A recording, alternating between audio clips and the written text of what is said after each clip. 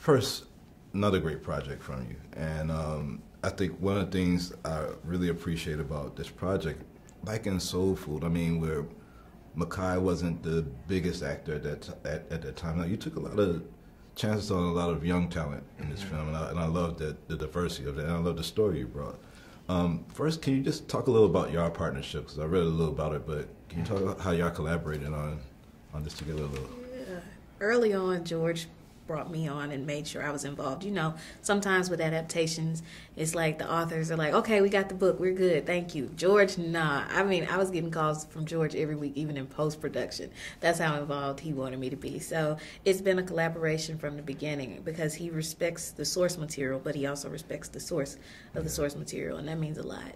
And I know Oscar Grant was like his story was one of the stories that inspired this, but along the way, there's been so many hashtags, tragedies that we've had since. And did y'all implement any of that into the story as like kind of a living?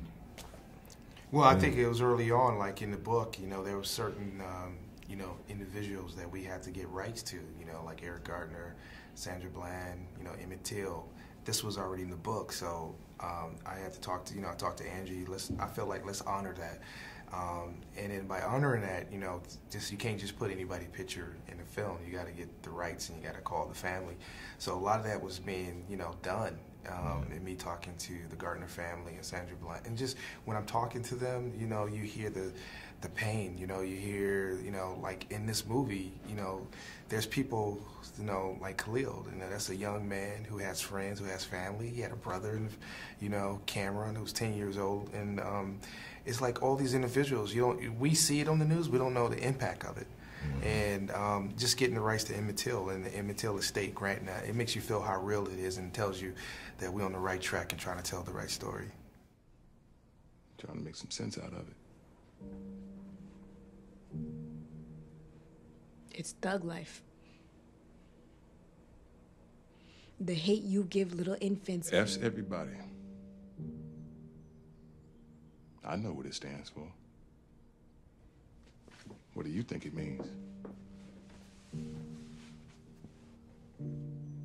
I think it's about us. Us who? Black people, poor people, everybody at the bottom. Right, you want it? Pac was trying to school us on how the system's designed against us.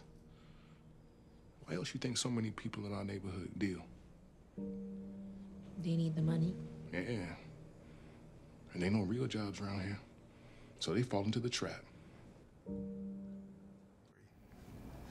How fatigued do you guys get for your activism, whether it's out there really protesting or just like feeling for all these new tragedies that will pop up along the year? Like, how do you, just as people, how do you like manage that internally?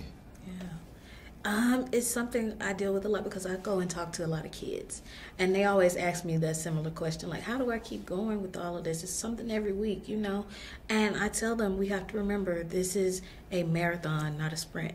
We have to take it one thing, one day at a time, and we have to take care of ourselves first and foremost. I think self-care is one of the biggest forms of resistance because they expect us to be ragged. They expect us to get too tired to keep going. So we have to take care of ourselves first, and we have to love ourselves first. And that love for ourselves will manifest into the work that we do. So that's what I tell young people all the time. Keep going, but take your time with it. Yeah, and lastly, how important do you think it is that school children get to go out and see this movie and get this message?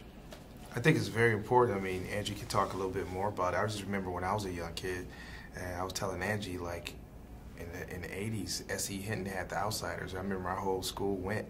And I saw The Outsiders, and I liked it, really did. But, you know, I was like, okay, how does this relate to me? But I like it. But it didn't really sort of, I didn't have that experience because I didn't grow up in the 50s and 60s. So I think it's very important now that the book is really based off young individuals, black and white, and it's dealing with today and is relevant. So I think we made the movie for them. But I made it for adults as well because I think young kids are smart. It don't have to be dumbed down, or it could be just as intelligent because I think kids can have that. Well, thank you guys for your time, and I hope y'all have more collaborations. This is going to be a powerful project. Oh, Thank you. Appreciate it. Thank you. Thank you. Thanks. Thank you.